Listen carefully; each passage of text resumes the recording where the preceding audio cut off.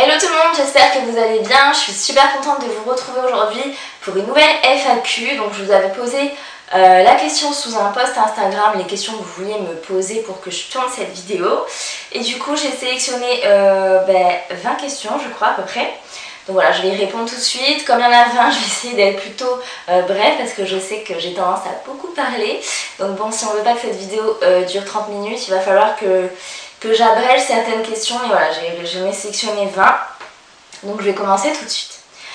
Alors, première question de Andrea LBLL. Comment te sens-tu après ton déménagement? Est-ce que tu aimes ta nouvelle vie et est-ce que tu exerces toujours ton métier? Alors comment je me sens après mon déménagement? Je me sens bien. Il n'a pas été très compliqué ce déménagement vu qu'on a fait appel à des déménageurs, donc on n'a pas eu grand chose à faire. Comment je me sens? Est-ce que j'aime ma nouvelle vie? Oui, pour l'instant. J'ai pas été énormément en fait sur Porto Vecchio depuis que j'ai emménagé ici parce que comme Laurent a beaucoup été en formation à Paris, moi j'allais sur Ajaccio, je rentrais.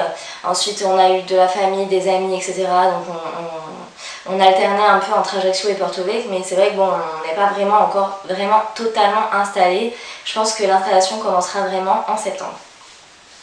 Et est-ce que j'exerce toujours mon métier? Donc oui, j'exerce toujours mon métier en auto-entrepreneur, donc j'en parlerai plus tard dans une autre question je crois. Alors deuxième question de Manon Mélissa V. Depuis combien de temps es-tu avec ton copain? Ça serait bien que tu fasses d'autres vidéos recettes, bisous. Alors les autres vidéos recettes c'est prévu. Et depuis combien de temps je suis avec mon copain? Ça fait 3 ans officiellement. Je vous en avais déjà parlé dans ma première FAQ, donc pour toutes ces questions, parce qu'il y a beaucoup de personnes qui m'ont posé cette question. Normalement la réponse elle est déjà dans la première FAQ. Ensuite, troisième question de Madeleine Sainton. Quel est ton repas préféré de tous les temps? Tu es super jolie. Alors merci. Mon repas préféré de tous les temps, c'est un peu chelou, mais en fait c'est du riz, c'est steak haché riz avec la dose de gruyère. Je mélange tout et tout, on fracasse le steak haché en petits morceaux et on mélange tout. Je mets bien la dose de gruyère, je le mets au micro-ondes et je mange. C'est un peu bizarre comme repas préféré. D'ailleurs je le mange pas souvent. Mais voilà, c'est mon repas préféré, j'aime trop ça. C'est ma mère qui m'a donné ça parce que c'est son truc préféré aussi. Donc voilà, c'est un peu bizarre, mais c'est comme ça. Ensuite, une autre question de Timber Fit. Quel a été ton déclic qui t'a poussé à devenir une fit girl? Alors, pour cette question, je te renvoie à ma première FAQ où j'avais parlé pendant longtemps de mon déclic. Donc voilà, pour cette question, il faudra repasser sur la première vidéo. Ensuite, une autre question de Karen Cruz qui m'a aussi été posée. Par Anne-Charlotte89. Est-ce qu'un jour tu pourras faire un meet-up sur Paris? Et Anne-Charlotte89 m'a dit hello, je voudrais savoir si tu comptes faire des meet-up. Alors, cette question, alors je voulais y répondre parce que en fait, j'ai déjà regardé sur des chaînes de youtubeuses, des rencontres, des meet-up, etc. et tout. Et en fait, je trouve ça un peu bizarre comme concept. Enfin, moi je me vois pas en tout cas en faire. Parce que je sais pas, j'ai l'impression que ça fait un peu rassemblement de groupies entre guillemets autour de quelqu'un, d'une star ou quoi. Et j'ai pas du tout l'impression d'être une star ou d'être quelqu'un de connu ou quoi. Donc je trouve ça un peu étrange comme concept d'avoir tous ces gens autour de vous qui vous regardent, etc.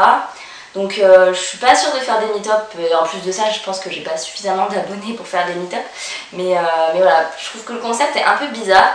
Par contre un truc que j'aime beaucoup faire et que je préfère d'ailleurs, c'est par exemple si je sais que je vais dans telle ou telle ville en voyage ou quoi et que je sais que je peux m'aménager une journée ou quelques heures et tout, j'aime beaucoup rencontrer des abonnés, passer un temps, mais un petit groupe, aller boire un coup ensemble, faire du shopping ou je sais pas, aller discuter.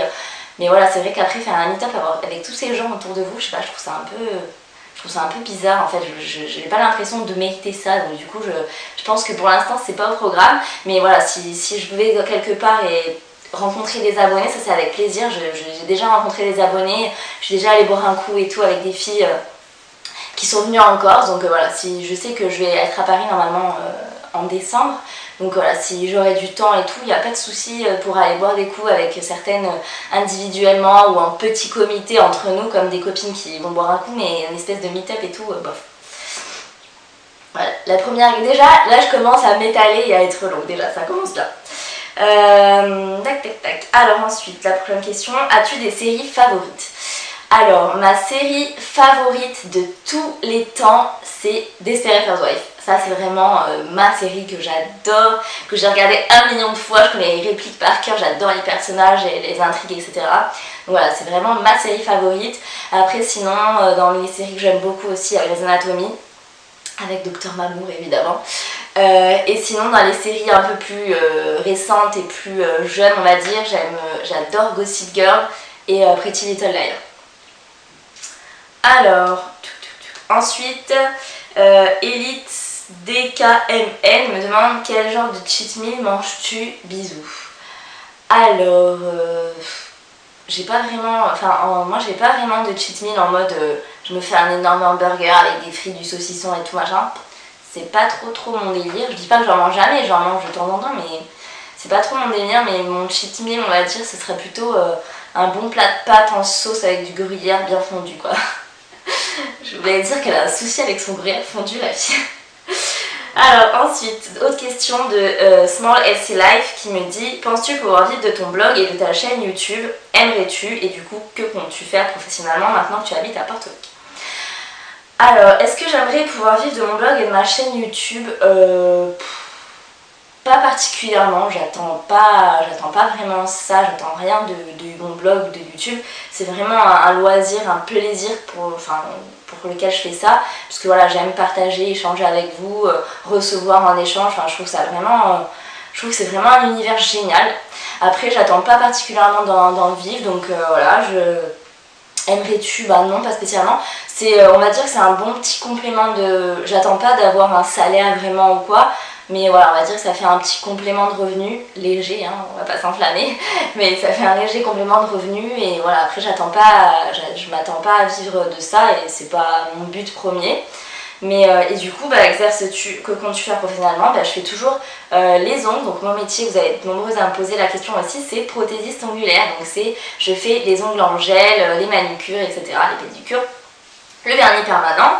Et donc du coup, maintenant que je suis à Porto Rico, avant je travaillais donc à l'onglerie à Ajaccio, et maintenant que je suis à Porto Rico, j'ai repris mon activité en auto-entrepreneur, c'est-à-dire que je suis à mon propre compte, j'ai mon carnet de rendez-vous, je prends mes rendez-vous, et du coup c'est ce qui me permet d'organiser un petit peu mes journées comme je le souhaite, et ce qui me permet également de faire beaucoup de choses, et du coup d'avoir YouTube et le blog à côté, quand j'ai des creux je peux m'en occuper, ça me donne un petit complément de salaire, on va dire, parce que avoir une activité auto-entrepreneur, c'est pas du tout le même salaire tous les mois qui tombe, ça dépend vraiment. Donc voilà, c'est vrai que YouTube et mon blog, j'attends pas à vivre, mais du coup, ça me fait un petit complément qui m'aide à un petit peu mieux vivre. Mais je vous rassure, le complément est vraiment light, hein. Donc ensuite, prochaine question. Tu postes des photos de tes repas, mais jamais de dessert, tu n'en manges jamais, style yaourt ou fruits? Alors, effectivement, je poste la photo de mes plats, mais pas de mes desserts, tout simplement parce que je ne mange jamais de dessert, pratiquement, à part quand je vais au restaurant et que j'ai envie de me faire plaisir. Mais à la maison, je mange rarement de dessert. D'ailleurs, j'ai prévu de vous faire un article sur mon blog à ce propos, donc s'il est déjà écrit à l'heure où je poste cette vidéo, je vous mettrai le lien en barre d'infos qui complétera plus cette question. Mais non, je ne mange jamais de dessert parce que tout simplement, après mon repas, j'ai plus faim en fait. Je mange en quantité suffisante, ce qui fait qu'à la fin j'ai plus faim, et la plupart des gens mangent des desserts par pure gourmandise et par envie de sucrer, et moi j'ai pas cette envie, donc voilà, une fois que j'ai mangé mon plat salé, j'ai plus faim, donc je mange pas. Et les fruits, les yaourts, etc., ce sera pour soit le matin, mon petit déjeuner, soit pour des collations ou quoi, mais après mon repas, normalement, on est censé ne plus avoir faim si on a mangé en quantité suffisante. Enfin, selon moi en tout cas, donc du coup, après mon repas, je n'ai pas faim et je ne mange pas de dessert. Donc, question suivante. Quand tu es invité à dîner, comment t'organises-tu pour ne pas faire d'entorse à ton régime? Quand je suis invitée à dîner, je m'organise pas et je mange ce qu'on me fait. Franchement, je suis pas du tout chiante là-dessus. J'aime vraiment tout. Je suis une très bonne vivante et très bonne mangeuse.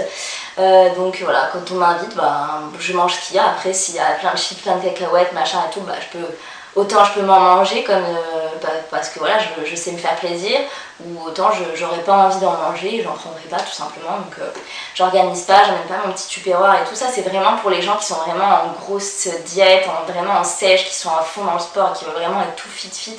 Mais donc eux, ils préparent leur petit tupperware et tout, mais moi je mange comme ça, je suis pas pénible du tout là-dessus. Ensuite, autre question, tu as quel âge? Alors celle-là on me l'a posé pas mal de fois, normalement c'est marqué sur Insta, mais j'ai 24 ans et je vais avoir 25 ans dans 2 mois.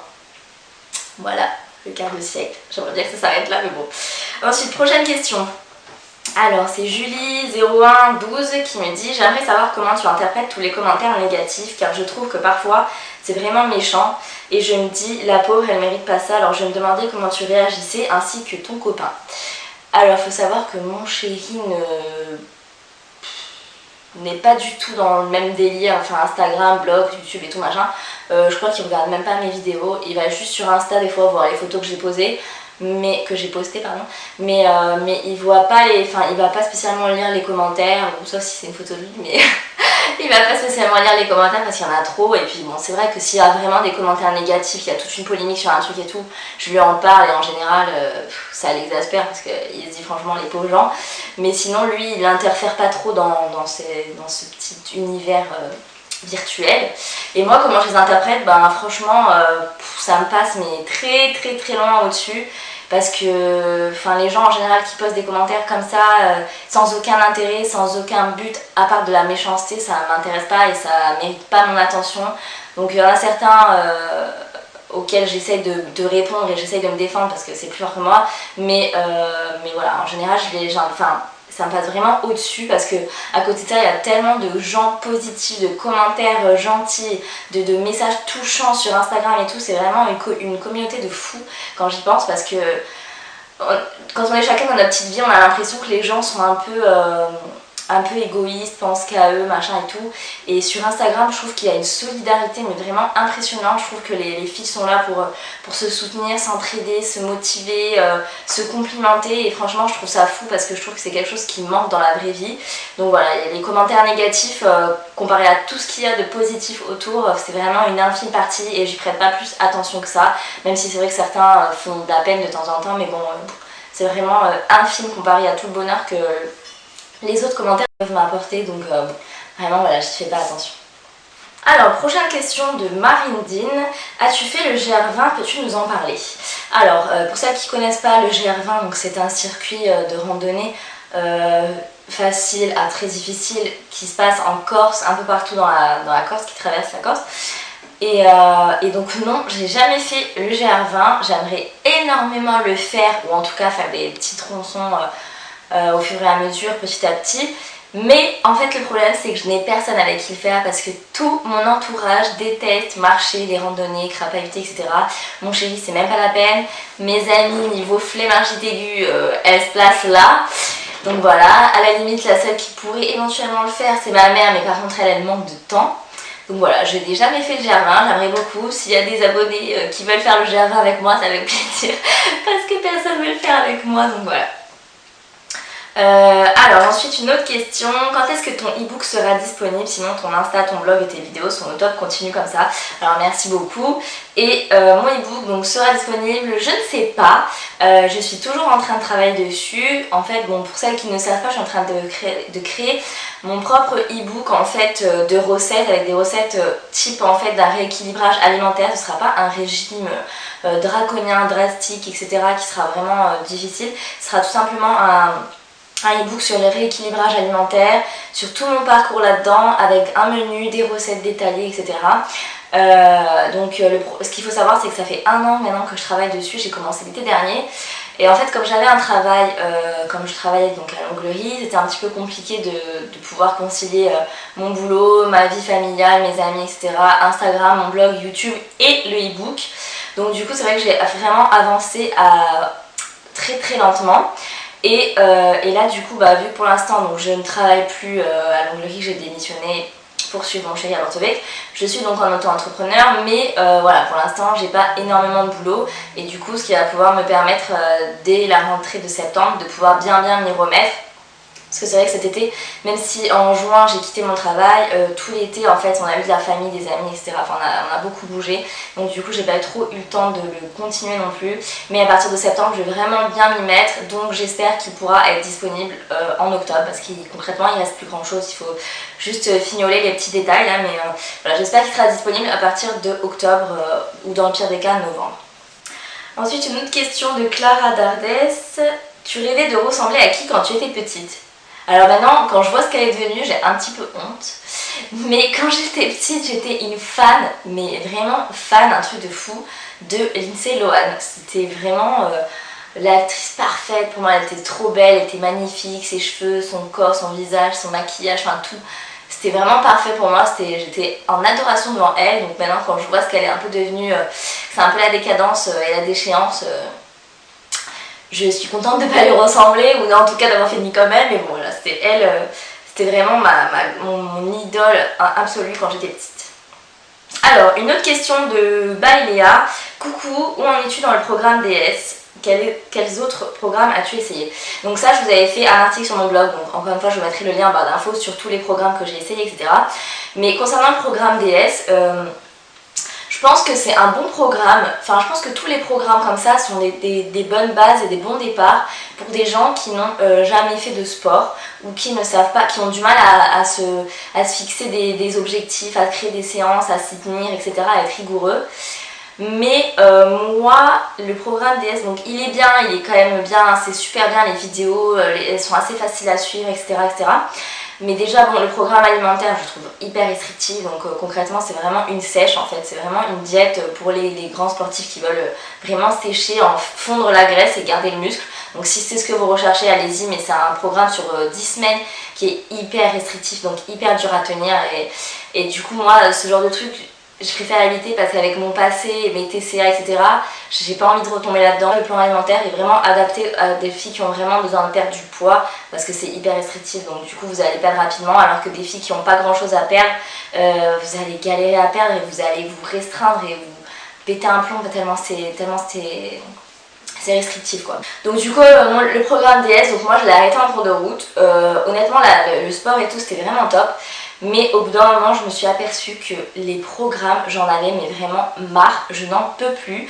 Je pense que quand on est un petit peu avancé en termes de sport, bon, je dis pas que je suis une grande sportive ou un truc d'un genre, sportive, mais je pense que quand on est quand même, on connaît quand même certaines choses et tout, d'être cadré, d'avoir tout ce truc à suivre, machin et tout. Moi j'ai l'impression d'être enfermée en fait, d'être dans un truc.